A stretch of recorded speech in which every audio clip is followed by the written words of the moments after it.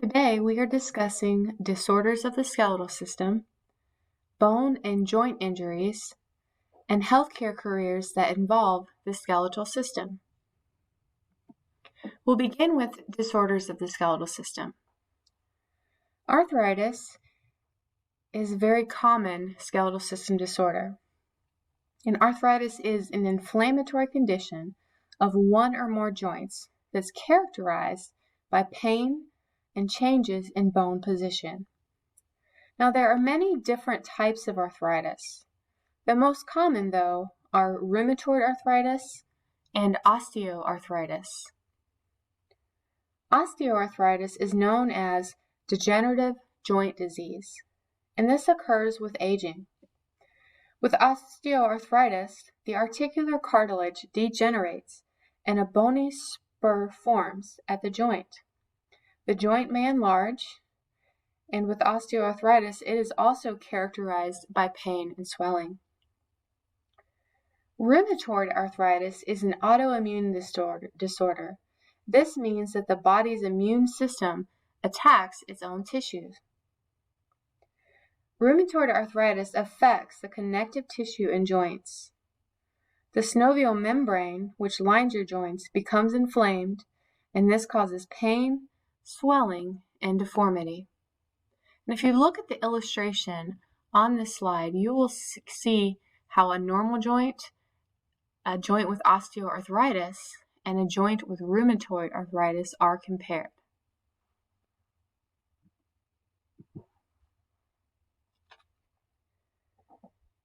Gout is characterized by an acute inflammation that commonly affects the big toe.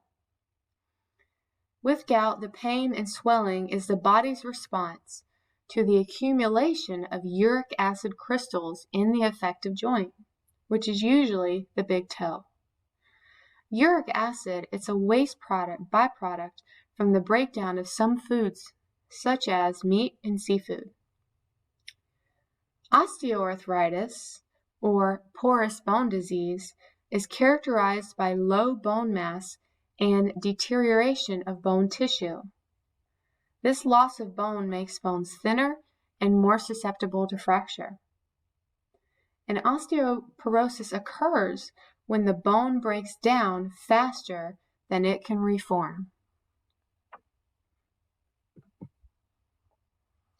Next, we're going to move into spinal defects. So your spine has a normal curvature, and the natural curves are important for your balance and posture. And the spine has 3 curves. When the natural curves become misaligned or overly exaggerated, then that's when spinal defects can occur. The examples that we have here are common spinal curvature defects, and these are kyphosis, lordosis, and scoliosis. Kyphosis, which causes a rounded upper back and involves the thoracic spine, is also called hunchback. Lordosis, which involves the lumbar spine, occurs when there's a significant inward curve at the lower back, and lordosis is also called sway back. With scoliosis, which involves the thoracic and lumbar spine, there is side-to-side curvature, giving the spine an S-shaped appearance. And the illustration here on this slide gives you pictures of what scoliosis looks like, lordosis looks like, and kyphosis.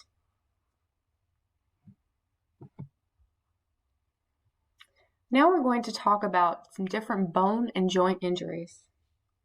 First, we have fracture, and the term fracture indicates a break in bone. And a fracture is the most common traumatic injury to bone. Next, we have sprain.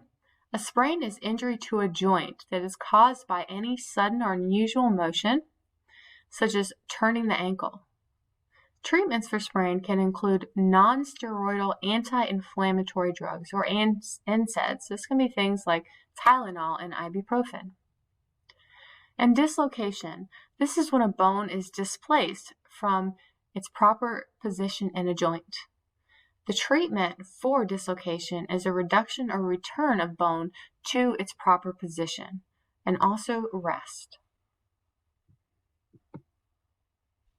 There are different types of fractures which we're going to talk about, and we'll start with a stress fracture. A stress fracture is characterized by having tiny cracks in a bone, and it's often caused by repetitive forces or repetitive movements. Examples would be like repeated jumping or running long distances. However, stress fractures can develop from normal use if the bone is already weakened by osteoporosis. The treatment for stress fracture includes rest or a walking boot. A green stick fracture occurs when there's a crack or break on one side of the bone that does not extend all the way through the bone. And this type of fracture is most common in small children. Treatment for a green stick fracture includes a cast or a splint. With a simple fracture, the bone is broken. However, the skin remains intact. Treatment for a simple fracture is with a cast or splint. The most serious type of fracture is called a compound fracture. With a compound fracture, the bone is broken and it protrudes or it breaks the skin. This can cause an infection of the bone and neighboring tissue. Because of the seriousness of a compound fracture, treatment often involves surgery.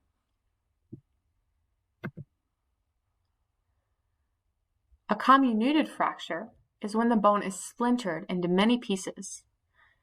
To treat comminuted fractures, surgery can be used to replace bone fragments.